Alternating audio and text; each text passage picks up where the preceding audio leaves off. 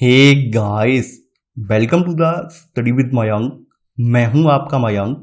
आज हम लोग टेस्ट 63 के अंतर्गत यूपीएससी प्रीलिम से संबंधित भारतीय राज्य व्यवस्था एवं शासन के प्रश्नों को देखेंगे। तो चलिए स्टार्ट करते हैं आज का वीडियो। देखते हैं मैं क्या क्या डिस्कस करना है यहाँ पर। आज का पहला प्रश्न है, स्वतंत्रता के पश्चात भारत ने first past the post system FPTP को अंगीकृत किया। निम्नलिखित में से कौन सा इसको अंगीकृत किए जाने का कारण नहीं है? आनुपातिक प्रतिनिधित्व एक जटिल व्यवस्था है जो किसी छोटे देश में प्रभावी हो सकती है, लेकिन भारत जैसे बड़े देश में उसका प्रभावी होना दुष्कर है। एफपीटीपी की संपूर्ण निर्वाचन प्रणाली आम मतदाताओं के लिए भी समझने में अत्यंत आसान है। एफपीटीपी एक निर्वाचन क्षेत्र आधारित प्रणाली है और प्रतिनिधि किसी एक क्षेत्र के लिए उत्तरदायी होता है। एफपीटीपी में मतदाताओं को प्राय किसी एक दल को चुनने के लिए कहा जाता है और प्रतिनिधियों का निर्वाचन दलों की सूचियों के आधार पर किया जाता है। देखिए, आपकी जो दो प्रकार की निर्वाचन प्रणालियां होती हैं, एक आपकी एफपीटीपी यानी first past the post system होता है और इसके अंतर्गत जो उम्मीदवार अन्य उम्मीदवारों से एक मत अधिक प्राप्त करता है उसे विजेता घोषित कर दिया जाता है। दूसरी वाली जो प्रणाली होती है उसको आनुपातिक प्रतिनिधित्व प्रणाली कहते हैं और आनुपातिक प्रतिनिधित्व में किसी दल अथवा उम्मीदवारों के समूह द्वारा जीती गई सीटों की संख्या प्राप्त मतों की संख्या के अनुपात में होती है। तो आपका जहां पर ए वाला जो कथन है ये आपका बिल्कुल वैलिड कारण है। यानी आनुपातिक प्रतिनिधित्व एक जटिल व्यवस्था है जो किसी छोटे देश में प्रभावी हो सकती है, लेकिन भारत जैसे उपमहाद्वीपीय देश में इसका प्रभावी होना दुष्कर है। सेकंड वाला जो कथन है ये भी सही है। देखिए, एफपीटीपी प्रणाली की लोकप्रियता और सफलता का कारण इसकी सरलता है। इसकी संपूर्ण निर्वाचन प्रणाली उन आम मतदाताओं के लिए समझने में अत्यंत आसान है जिन्हें राजनीति और निर्वाचनों के बारे में कोई विशेष ज्ञान नहीं है, उनके लिए भी समझना इसके लिए बड़ा आसान है। तीसरा वाला जो कथन है ये भी सही है। एफपीटीपी एक निर्वाचन क्षेत्र आधारित प्रणाली है और प्रतिनिधि किसी एक क्षेत्र के लिए उत्तरदायी होता है। देखिए, डी वाला जो कथन है आपका ये गलत है। देखिए, यहां पर ध्यान देना, यहां पर लिखा हुआ है एफपीटीपी में मतदाताओं को प्राय किसी एक दल को चुनने के लिए कहा जाता है और प्रतिनिधियों का निर्वाचन दलों की सूचियों के आधार पर होता है। देखिए, दलों की सूचियों के आधार पर नहीं होता है, यानी यहां पर वरीयता अनुक्रम नहीं दिया जाता है कि हम किसी को एक नंबर दे रहे हैं, ये हमारे लिए फर्स्ट चॉइस है, ये सेकंड चॉइस है, थर्ड चॉइस है या फोर्थ चॉइस है, ऐसा नहीं होता है। ये आपका जो है आनुपातिक प्रतिनिधित्व प्रणाली में ऐसा होता है। एफपीटीपी में ऐसा नहीं होता है। एफपीटीपी में साफ साफ आपको जो भी उम्मीदवार है वो आपके सामने दिए होते हैं और आपको उनके आगे अपना वोट डालना होता है और एंड में काउंटिंग कर ली जाती है आसान तरीके से। वहां पर ये देखा जाता है कि भाई ये फलाना उम्मीदवार ए, बी, सी या डी में से किसको सबसे ज्यादा वोट मिले हैं और वही उम्मीदवार फिर विजयी घोषित कर दिया जाता है। तो यहां पर आपका डी वाला जो कथन है ये गलत हो जाएगा। तो यहां पर आपका सही आंसर है आपका पहले का डी वाला। दूसरा प्रश्न है आपका, निम्नलिखित कथनों पर विचार कीजिए। पूछा गया है कौन सा कथन सही है ये आपको बताना है। उच्चतम न्यायालय के न्यायाधीश का अधिकतम कार्यकाल 6 वर्ष होता है। उच्चतम न्यायालय का कोई न्यायाधीश भारत के मुख्य न्यायाधीश को संबोधित लेख द्वारा अपना पद त्याग सकता है। देखिए, आपका पहला वाला कथन यहां पर सही नहीं है। संविधान में उच्चतम न्यायालय के न्यायाधीश का कार्यकाल निश्चित नहीं किया गया है। हालांकि संदर्भ में संविधान में कुछ प्रावधान किए गए हैं, जैसे वह 65 वर्ष की आयु प्राप्त करने तक पद पर बना रहता है और उसकी आयु के संबंध में उत्पन्न किसी प्रश्न का निर्धारण ऐसे प्राधिकारी द्वारा ऐसी रीत से किया जाएगा जिसे संसद द्वारा जो है अवधारित किया जाए। ये बात यहां पर बोली गई है। सेकंड वाला जो है कथन ये आपका सही नहीं है। देखिए, उच्चतम न्यायालय का कोई भी न्यायाधीश अपना अगर त्यागपत्र देगा तो ये मुख्य न्यायाधीश को संबोधित नहीं करेगा, बल्कि वह राष्ट्रपति को संबोधित लेख द्वारा अपना त्यागपत्र दे सकता है। तो यहां पर आपका सेकंड वाला कथन जो है ये भी यहां पर गलत हो जाएगा। यहां पर आपका एक और दो दोनों ही गलत हैं, तो आंसर होगा सेकंड का डी। ना तो एक सही है और ना ही दूसरा। तीसरा प्रश्न है आपका, राज्य विधानमंडल के विशेषाधिकार निम्नलिखित में से किन तक विस्तारित हैं ये आपको बताना है। राज्यपाल, विधान परिषद का सभापति, विधान सभा के सदस्य, विधान परिषद के सदस्य, राज्य के महाधिवक्ता। आपको कूट का प्रयोग करके सही उत्तर का चयन करना है। राज्य विधायिका के विशेषाधिकारों का तात्पर्य ऐसे विशेष अधिकारों, उन्मुक्तियों और छूटों से है जिनका प्रयोग राज्य विधानमंडल के सदनों, उनकी समितियों और उनके सदस्यों द्वारा किया जाता है। ये विशेषाधिकार सदन की गरिमा और मर्यादा को बनाए रखने के लिए आवश्यक हैं। इन विशेषाधिकारों के बिना सदन अपने सदस्यों के कार्यों की स्वतंत्रता और प्रभावशीलता को सुरक्षित नहीं कर सकते हैं। तो यहां पर आपके जो अधिकार आ जाते हैं ये राज्यपाल तक विस्तारित नहीं है, बल्कि ये विधान परिषद का सभापति, विधानसभा के सदस्य, विधान परिषद के जो सदस्य हैं और राज्य के महाधिवक्ता हैं, इन तक ये विस्तारित हैं। तो यहां पर आपका सही आंसर होगा तीसरे का सी वाला, यानी केवल 2, 3, 4 और 5। चौथा प्रश्न है आपका, राज्यसभा के उपसभापति के संदर्भ में निम्नलिखित कथनों पर विचार कीजिए। पूछा गया है कौन सा कथन यहां पर सही है, ये आपको बताना है। वह राज्यसभा के सभापति द्वारा चयनित एवं नियुक्त किया जाता है। वह राज्यसभा के सभापति के अधीनस्थ होता है।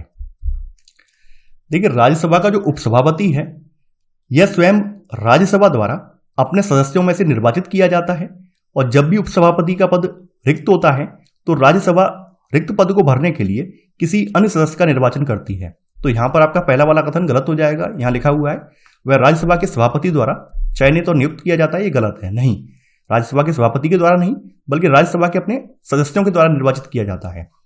यहां पर आपका सेकंड वाला कथन ये भी सही नहीं है। उपसभापति सभापति के अधीनस्थ नहीं होता है, वह प्रत्यक्ष रूप से राज्यसभा के प्रति उत्तरदायी होता है, यानी कि ये इसका अधीनस्थ नहीं है, यानी उपसभापति सभापति का अधीनस्थ नहीं है। तो यहां पर आपका सेकंड वाला कथन ये भी गलत हो जाएगा। यहां पर आपका 1 और 2 दोनों ही कथन गलत हैं, तो आपका सही आंसर है चौथे का डी। ना तो एक सही है और ना ही दूसरा। पांचवा प्रश्न है आपका, भारत के परिसीमन आयोग के संदर्भ में निम्नलिखित कथनों में से कौन सा सही नहीं है, यह आपको बताना है। यह संसद द्वारा अधिनियमित परिसीमन अधिनियम के तहत गठित एक स्थायी निकाय है। परिसीमन लोकसभा या किसी राज्य विधानसभा के प्रत्येक साधारण निर्वाचन पर लागू होगा। इसके द्वारा जारी किए गए आदेश अंतिम होते हैं, जिन्हें किसी भी न्यायालय में चुनौती नहीं दी जा सकती है। संसदीय और विधानसभा निर्वाचन क्षेत्रों का वर्तमान परिसीमन वर्ष 2001 की जनगणना पर आधारित है। परिसीमन का तात्पर्य जनसंख्या में हुए परिवर्तन का प्रतिनिधित्व करने के लिए लोकसभा और विधानसभा निर्वाचन क्षेत्रों की सीमाओं का पुनः निर्धारण करने से है। देखिए, आपका पहला वाला जो कथन है ये सही नहीं है। परिसीमन आयोग स्थायी निकाय नहीं है। इसे पूर्व में 4 बार अर्थात 1952 में, 1962 में, 72 में और ये सन 2002 में ये बन चुका है। तो यहां पर आपका पहला वाला जो कथन है ये गलत हो जाएगा। सेकंड वाला जो कथन है आपका बिल्कुल सही है। परिसीमन लोकसभा या किसी राज्य विधानसभा के प्रत्येक साधारण निर्वाचन पर लागू होगा। यहां पर आपका तीसरा वाला कथन ये भी सही है। परिसीमन आयोग द्वारा जारी किए गए आदेश अंतिम होते हैं और इन्हें किसी भी न्यायालय में चुनौती नहीं दी जा सकती है। यहां पर आपका डी वाला कथन ये भी सही है, क्योंकि अंतिम वाला जो परिसीमन आयोग बना है सन 2002 में बना है और ये सन 2001 की जनगणना पर आधारित है। तो यहां पर आपका डी वाला भी सही है। यहां पर आपका केवल पहला वाला कथन गलत है, तो आपका सही आंसर है 5वें का ए वाला। छठवां प्रश्न है आपका, लोक प्रतिनिधित्व अधिनियम 1951 के संदर्भ में निम्नलिखित कथनों पर विचार कीजिए। पूछा गया है कौन सा कथन सही है। इसे लोकसभा और राज्यों की विधानसभाओं में सीटों के आवंटन का प्रावधान करने के लिए अधिनियमित किया गया था। इसमें वास्तविक संचालन के लिए प्रावधान जैसे संसद की सदस्यता हेतु अर्हताएं और निडरताएं शामिल हैं। देखिए, आपका पहला वाला जो कथन है ये बिल्कुल सही ही नहीं है। भारत के संविधान के अनुच्छेद 81 और अनुच्छेद 170 में क्रमशः संसद और राज्यों की विधानसभाओं में सदस्यों की अधिकतम संख्या के संबंध में प्रावधान किया गया है। साथ ही इसमें कुछ सिद्धांतों का भी उल्लेख है, जिनके आधार पर लोकसभा में राज्यों को सीटों का आवंटन तथा राज्यों की विधानसभाओं में सीटों का आवंटन किया जाता है। हालांकि ऐसी सीटों के वास्तविक आवंटन विधि द्वारा किए जाने वाले उपबंध पर इसको छोड़ दिया गया है।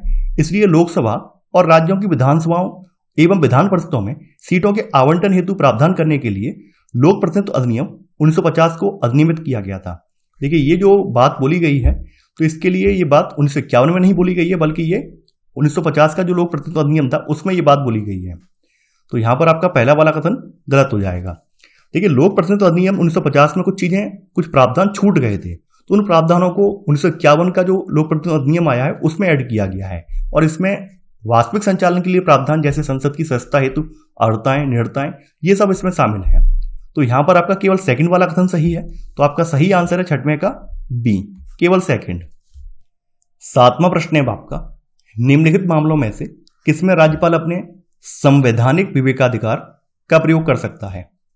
यदि मंत्रिपरिषद ने अपना बहुमत खो दिया है तो राज्य विधानसभा का विघटन करना, राष्ट्रपति शासन लागू करने के लिए सिफारिश करना, किसी भी दल को स्पष्ट बहुमत प्राप्त न होने की स्थिति में मुख्यमंत्री की नियुक्ति करना, राज्य के प्रशासनिक मामलों के संबंध में मुख्यमंत्री से जानकारी मांगना। आपको यहाँ पर कूट का प्रयोग करके सही उत्तर का चयन करना है। देखिए यहाँ पर जो राज्यपाल की जो विवेकाधिकार हैं ये दो प्रकार के हो जाते हैं। एक तो संवैधानिक विवेकाधिकार है और दूसरा आ जाता है परिस्थितिजन्य विवेकाधिकार है, जो कि उसको अपने स्वयं के विवेक पर उसके डिपेंड करता है। ठीक है, यहाँ पर जो पहला वाला जो कंडीशन है, पहली वाली कंडीशन है कि यदि मंत्रिपरिषद ने अपना बहुमत खो दिया है और राज्य विधानसभा का विघटन करना है तो ये संवैधानिक विवेकाधिकार नहीं है, ये उसका परिस्थितिजन्य विवेकाधिकार है, यानी उसके विवेक पर निर्भर करता है। राष्ट्रपति शासन लागू करने के लिए सिफारिश करना ये इसका संवैधानिक विवेकाधिकार है। किसी भी दल को स्पष्ट बहुमत प्राप्त न होने की स्थिति में मुख्यमंत्री की नियुक्ति करना यह परिस्थितिजन्य विवेकाधिकार है, न कि संवैधानिक विवेकाधिकार। चौथा वाला जो है ये बिल्कुल सही है। देखिए ये जो है आपका इन राज्य के प्रशासनिक मामलों में के संबंध में मुख्यमंत्री से जानकारी मांगना ये इसका संवैधानिक विवेकाधिकार है। तो यहां पर आपका केवल 2 और 4 जो कथन है ये बिल्कुल सही है, तो आपका सही आंसर है 7 में का सी, केवल 2 और 4। 8वां प्रश्न है आपका, निम्नलिखित संसदीय समितियों में से किन में सदन का पीठासीन अधिकारी, अध्यक्ष या सभापति उनका पदेन अध्यक्ष होता है? सामान्य प्रयोजन समिति, नियम समिति, कार्य मंत्रणा समिति, आचार समिति। आपको कूट का प्रयोग करके सही उत्तर का चयन करना है। सबसे पहले बात कर लेते हैं सामान्य प्रयोजन समिति की। तो यह समिति सदन के कामकाज से संबंधित ऐसे मामलों पर विचार करती है और सलाह देती है जो किसी अन्य संसदीय समिति के अधिकार क्षेत्र में नहीं आते हैं। तो यहां पर पीठासीन अधिकारी के रूप में अध्यक्ष या सभापति इसके पदेन अध्यक्ष के रूप में होते हैं। तो यहां पर आपका पहला वाला विकल्प सही है। नियम समिति की बात कर लेते हैं। नियम समिति सदन में प्रक्रिया और कार्य संचालन से संबंधित मामलों पर विचार करती है और सदन के नियमों में आवश्यक संशोधन या परिवर्तन की सिफारिश करती है।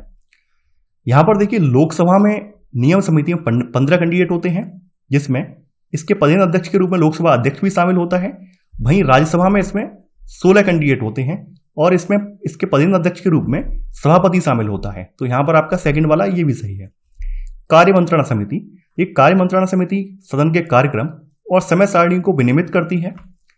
यहां पर अगर देखें लोकसभा के फेवर में, तो लोकसभा में इसमें 15 कैंडिडेट होते हैं और इसमें अध्यक्ष के रूप में लोकसभा का अध्यक्ष होता है। वहीं राज्यसभा की स्थिति देखें तो राज्यसभा में इसमें 11 कैंडिडेट होते हैं और इसके पदेन अध्यक्ष के रूप में इसमें सभापति शामिल होता है। तो यहां पर आपका तीसरा वाला भी सही है। आचार समिति की बात करें, देखिए आचार समिति का गठन राज्यसभा में 1997 में किया गया और लोकसभा में इसका जो गठन था सन 2000 में किया गया। इस समिति के अध्यक्ष की नियुक्ति लोकसभा अध्यक्ष और इसी प्रकार राज्यसभा के मामले में सभापति के द्वारा समिति के सदस्यों में से की जाती है। यानी इसका जो पदेन अध्यक्ष होता है वो अध्यक्ष या सभापति नहीं होता है। लोकसभा का अध्यक्ष या राज्यसभा का सभापति इसका नहीं होता है, बल्कि जो भी कैंडिडेट है चाहे वो लोकसभा में से हो या राज्यसभा में से हो उसमें से इसका पदेन अध्यक्ष बनाया जाता है। तो यहां पर आपका चौथा वाला गलत हो जाएगा। यहां पर आपका 1, 2 और 3 सही है, तो आपका सही आंसर है 8 में का सी, केवल 1, 2 और 3। 9वां प्रश्न है आपका, निम्नलिखित में से किनके निर्वाचन में राज्य विधानसभा के सदस्य भाग ले सकते हैं? विधान परिषद के सदस्य के में, राज्यसभा के सदस्य के में, भारत का राष्ट्रपति या भारत के उपराष्ट्रपति के में। देखिए राज्य विधानसभा के सदस्य विधान परिषद के सदस्य के में भी ले सकते हैं, राज्यसभा के सदस्य के में भी ले सकते हैं और भारत के राष्ट्रपति के चुनाव में भी भाग ले सकते हैं। हालांकि जो भारत का उपराष्ट्रपति का चुनाव होता है इसमें लोकसभा और राज्यसभा के जो कैंडिडेट हैं इनसे होता है, इसमें ये भाग नहीं लेते हैं। यानी आपका जो संविधान का अनुच्छेद 66 है इसके अनुसार उपराष्ट्रपति का निर्वाचन संसद के दोनों सदनों के सदस्यों से मिलकर बनने वाले निर्वाचक गण के सदस्यों द्वारा आनुपातिक प्रतिनिधित्व पद्धति के अनुसार एकल संक्रमणीय मत द्वारा होगा और ऐसे निर्वाचन में मतदान गुप्त होगा। तो यहां पर लोकसभा और राज्यसभा के कैंडिडेट शामिल होते हैं, राज्य विधानसभा के इसमें शामिल नहीं होते हैं। तो चौथा वाला यहां पर गलत हो जाएगा। तो यहां पर आपका 1, 2 और 3 सही है, तो आपका सही आंसर है 9 में का सी, केवल 1, 2 और 3। 10वां प्रश्न है आपका, संसद की प्राक्कलन समिति के संदर्भ में निम्नलिखित कथनों पर विचार कीजिए। पूछा गया है कौन सा कथन सही है? इसका गठन सर्वप्रथम वर्ष 1950 में कृष्ण मेनन समिति की सिफारिशों पर किया गया था। इसमें संसद के दोनों सदस्यों के सदस्य होते हैं। किसी मंत्री को इसके सदस्य के रूप में निर्वाचित किया जा सकता है, लेकिन उसे इसके अध्यक्ष के रूप में नियुक्त नहीं किया जा सकता है। देखिए स्वतंत्रता की प्राप्ति के बाद प्रथम प्राक्कलन समिति का जो गठन है ये वर्ष 1950 में वित्त मंत्री जॉन मैथाई की सिफारिश पर किया गया था। यानी यहां ध्यान देना, वित्त मंत्री जो पहले रहे हैं जॉन मैथाई, इनकी सिफारिश पर किया गया है, न कि कृष्ण मेनन समिति की सिफारिश पर। तो यहां पर आपका पहला वाला कथन गलत हो जाएगा। यहां पर आपका सेकंड वाला जो कथन है ये भी सही नहीं है। यहां पे बोला गया इसमें संसद के दोनों सदनों के सदस्य होते हैं, ये गलत है। देखिए, इसके सभी 30 सदस्य केवल लोकसभा से होते हैं, यानी इसमें 30 कैंडिडेट होते हैं और 30 के 30 लोकसभा से आते हैं, राज्यसभा के इसमें एक भी नहीं होते हैं। तो यहां पर आपका सेकंड वाला ये भी गलत हो जाएगा। यहां पर आपका तीसरा वाला ये भी गलत है। किसी मंत्री को समिति के सदस्य के रूप में निर्वाचित नहीं किया जा सकता है। यहां पे लिखा गया किसी मंत्री को इसके सदस्य के रूप में निर्वाचित किया जा सकता है, जो ये भी गलत है। तो यहां पर आपका 1, 2, 3 तीनों ही गलत हैं। तो यहां पर आपका सही आंसर है 10 में का डी, उपरोक्त में से कोई नहीं। 11वां प्रश्न है आपका 74वें संविधान संशोधन अधिनियम 1992 के अंतर्गत नगर पालिकाओं की अवधि के संदर्भ में निम्नलिखित कथनों पर विचार कीजिए। पूछा गया है कौन सा कथन सही है।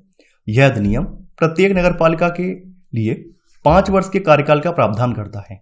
वेतन पर गठित की गई नगर पालिका उस अवधि के केवल शेष भाग के लिए बनी रहेगी। 74वां संविधान संशोधन अधिनियम 1992 प्रत्येक नगर पालिका के लिए 5 वर्ष के कार्यकाल का प्रावधान करता है, ये बिल्कुल सही है। यहां पर आपका सेकंड वाला कथन ये भी सही है। वेतन पर गठित की गई नगर पालिका उस अवधि का जो केवल शेष भाग होगा उसके लिए ये बनी रहेगी। तो यहां पर आपका 1 और 2 दोनों ही सही है। तो आपका सही आंसर है 11 का सी, 1 और 2 दोनों। 12वां प्रश्न है आपका स्थानीय सरकार के लिए केंद्रीय परिषद के संदर्भ में निम्नलिखित कथनों पर विचार कीजिए। पूछा गया है कौन सा कथन सही है। इसका गठन भारत के संविधान के अनुच्छेद 263 के तहत भारत के राष्ट्रपति के आदेश से किया गया था। अपनी स्थापना के बाद से यह केवल शहरी स्थानीय शासन के मामलों का निपटारा कर रही है। केंद्रीय शहरी विकास मंत्री इस परिषद के अध्यक्ष के रूप में कार्य करते हैं। देखिए, स्थानीय सरकार के लिए केंद्रीय परिषद का गठन वर्ष 1954 में किया गया था और इसका गठन भारत के संविधान के अनुच्छेद 263 के तहत भारत के राष्ट्रपति के आदेश से किया गया था। तो यहां पर आपका पहला वाला कथन बिल्कुल सही है। यहां पर आपका सेकंड वाला कथन ये सही नहीं है। देखिए, 1958 तक यह परिषद शहरी और ग्रामीण दोनों स्थानीय सरकारों के मामलों का निपटारा करती थी, लेकिन 1958 के बाद से यह केवल शहरी स्थानीय सरकार के मामलों का निपटारा कर रही है। तो यहां पर यह लिखा हुआ है यह केवल शहरी स्थानीय शासन के मामलों का निपटारा कर रही है अपनी स्थापना के बाद से, यह कहना यहां पर गलत हो जाएगा। तीसरा वाला कथन यहां पर बिल्कुल सही है। देखिए, केंद्रीय मंत्री परिषद के अध्यक्ष के रूप में कार्य करता है, तो यहां पर आपका तीसरा वाला कथन सही है। यहां पर आपका केवल 1 और 3 कथन सही है। तो आपका सही आंसर है 12 का सी, केवल 1 और। 13वां प्रश्न है आपका लोकसभा के विघटित होने पर निम्नलिखित दशाओं में से किसमें कोई विधेयक व्यपगत नहीं होता है। विधेयक राज्यसभा में लंबित है किंतु लोकसभा द्वारा पारित नहीं किया गया है। विधेयक लोकसभा द्वारा पारित कर दिया गया है किंतु राज्यसभा में लंबित है। विधेयक दोनों सदनों द्वारा पारित कर दिया गया है किंतु राष्ट्रपति द्वारा सदनों के पुनर्विचार के लिए लौटा दिया गया है। विधेयक लोकसभा में लंबित है जो इसे राज्यसभा द्वारा पारित किया गया था। देखिए, आपकी पहली वाली कंडीशन जो है ये बिल्कुल सही है। अगर विधेयक राज्यसभा में लंबित है किंतु लोकसभा द्वारा पारित नहीं किया गया है तो ऐसी स्थिति में विधेयक व्यपगत नहीं होता है। सेकंड वाला जो है ये आपका गलत है। अगर ये लोकसभा के द्वारा पारित किया गया है किंतु राज्यसभा में लंबित है तो विधेयक व्यपगत हो जाएगा। तो यहां पर आपका सेकंड वाला गलत हो जाएगा। यहां पर आपका तीसरा वाला सही है। दोनों सदनों द्वारा पारित लेकिन राष्ट्रपति द्वारा सदनों के पुनर्विचार के लिए लौटा दिया गया विधेयक व्यपगत नहीं होता है। तो यहां पर आपका तीसरा वाला सही है। यहां पर आपका चौथा वाला ये सही नहीं है। देखिए, लोकसभा में लंबित विधेयक व्यपगत हो जाता है चाहे वह लोकसभा में आरंभ में हुआ हो या राज्यसभा द्वारा उसे पारित किया गया हो। तो यहां पर चौथा वाला भी गलत है। यहां पर आपका केवल 1 और 3 कथन सही है। तो आपका सही आंसर है 13 का ए, केवल 1 और 3। 14वां प्रश्न है आपका भारत के उच्चतम न्यायालय के संदर्भ में निम्नलिखित कथनों पर विचार कीजिए। पूछा गया है कौन सा कथन सही है। यह भारत सरकार अधिनियम 1919 द्वारा स्थापित भारत के संघीय न्यायालय का उत्तराधिकारी है। उच्चतम न्यायालय का क्षेत्राधिकार अपने पूर्ववर्ती न्यायालय के क्षेत्राधिकार की तुलना में कम है। भारत का संविधान दिल्ली को उच्चतम न्यायालय के स्थान के रूप में घोषित करता है। भारत का संघीय न्यायालय एक न्यायिक निकाय था और इसे भारत में वर्ष 1937 में 1937 में भारत सरकार अधिनियम 1935 के प्रावधानों के तहत स्थापित किया गया था, ना कि 1919 के प्रावधानों के तहत। यानी ये 1935 के जो प्रावधान थे उसके तहत स्थापित किया गया था। तो आपका पहला वाला कथन गलत हो जाएगा। सेकंड वाला जो कथन है आपका, ये भी सही नहीं है। भारत का उच्चतम न्यायालय 28 जनवरी 1950 को अस्तित्व में आया। यानी कि आपका जो उच्चतम न्यायालय है ये कब अस्तित्व में आया है? ये आया है 28 जनवरी 1950 को अस्तित्व में आया है।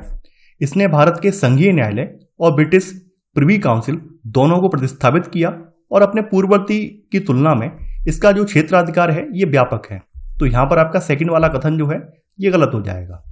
तीसरा वाला जो कथन है आपका ये बिल्कुल सही है। संविधान के अनुच्छेद 130 में यह प्रावधान है कि उच्चतम न्यायालय दिल्ली में अथवा ऐसे स्थान या स्थानों में अधिविष्ट होगा जिन्हें भारत का मुख्य न्यायमूर्ति राष्ट्रपति के अनुमोदन से समय समय पर नियत करे। तो यहां पर आपका तीसरा वाला कथन सही है। यहां पर आपका केवल तीसरा वाला कथन सही है, तो आपका सही आंसर है 14 का सी, केवल थर्ड। 15वां प्रश्न है आपका, राज्यपाल की वित्तीय शक्तियों के संदर्भ में निम्नलिखित कथनों पर विचार कीजिए। पूछा गया है कौन सा कथन सही है? वह राज्य की आकस्मिकता निधि से अग्रिम दे सकता है, जुर्मानों या अन्य धनीय शक्तियों का अधिरोपण करने वाला विधेयक केवल राज्यपाल की सिफारिश से ही राज्य विधानमंडल में प्रस्तुत किया जा सकता है, वह किसी विधेयक का धन विधेयक के रूप में विनिश्चय करने हेतु अंतिम प्राधिकारी होता है। देखिए आपका जो पहला वाला कथन है बिल्कुल सही है। राज्यपाल किसी अप्रत्याशित व्यय की पूर्ति के लिए राज्य की आकस्मिकता निधि से अग्रिम दे सकता है। तो यहां पर आपका पहला वाला कथन सही है। सेकंड वाला कथन ये सही नहीं है। हालांकि राज्य विधानमंडल में धन विधेयक केवल राज्यपाल की पूर्व सिफारिश से ही प्रस्तुत किया जा सकता है, किंतु जुर्मानों या अन्य धनीय शक्तियों का अधिरोपण करने का प्रावधान करने वाला विधेयक धन विधेयक नहीं माना जाता है। तो यहां पर आपका सेकंड वाला कथन गलत हो जाएगा। यहां पर आपका तीसरा वाला कथन ये भी गलत है।